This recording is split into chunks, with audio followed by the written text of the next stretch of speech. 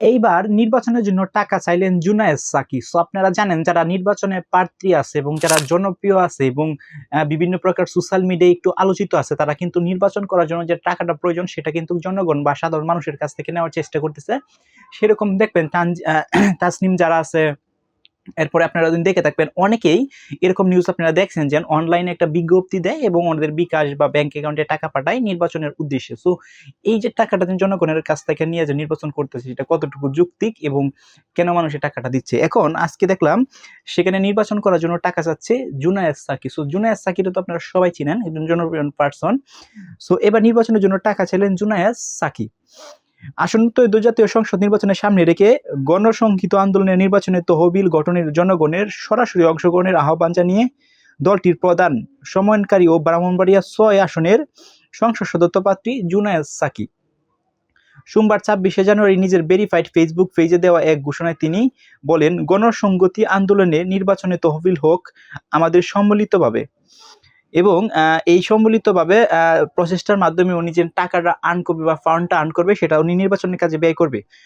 আচ্ছা, এখানে বলা আছে মাতাল মার্কার ১৭ জন প্রার্থী নির্বাচিত খরচ বহনের জন্য জনগণের আমাদের ভরসা, আপনাদের সর্বোচ্চ চেষ্টাই আমাদের সামনের পথ চলার এগিয়ে নিয়ে যাবে। এখন সর্বোচ্চ চেষ্টাটা কি? সর্বোচ্চ চেষ্টা হচ্ছে টাকা দেওয়া। তো তিনি ঘোষণা দেন গণসংহতি আন্দোলনের পক্ষে এবার আসন্ন নির্বাচন নেওয়া ১৭ জন প্রার্থী নির্বাচনের ব্যয় নির্বাহী দলটির জনগণের স্বেচ্ছার দানের উপর নির্ভর করতে চাই। দলটি রাজনৈতিক স্বচ্ছতা ও জবাবদিহিতা নিশ্চিত করতে এই উদ্যোগ নেওয়া হয়েছে বলে তিনি জানান। ফেসবুক পেজে অনুদান পাঠানোর জন্য বিকাশ ব্যাংক অ্যাকাউন্ট এবং বিদেশ থেকে অর্থ পাঠানোর বিকল্প ব্যবস্থা ও তথ্য প্রকাশ করা হয়। এতে বিকাশের সেন্ট মানি আর হচ্ছে ব্যাংকের মাধ্যমে ডাচ বাংলা ব্যাংকিং এর নির্দিষ্ট হিসাব নাম্বার এবং বিদেশ থেকে ভেনমোর মাধ্যমে অর্থ পাঠানোর সুযোগের কথা উল্লেখ করা হয়েছে।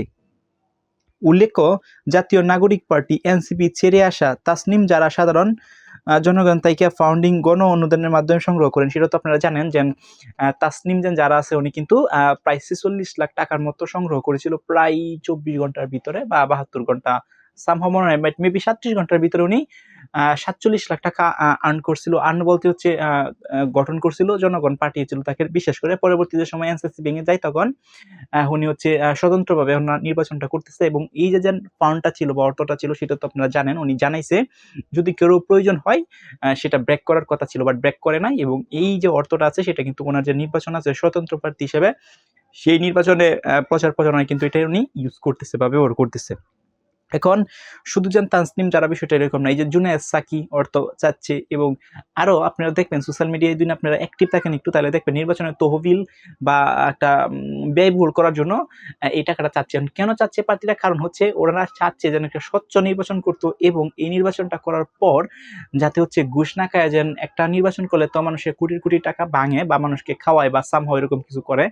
সো এই টাকাটা তোলার জন্য ঘুষ বা লেনদেনের প্রতি ফাঁস করার পর একটা আগ্রহ হয়ে যায়।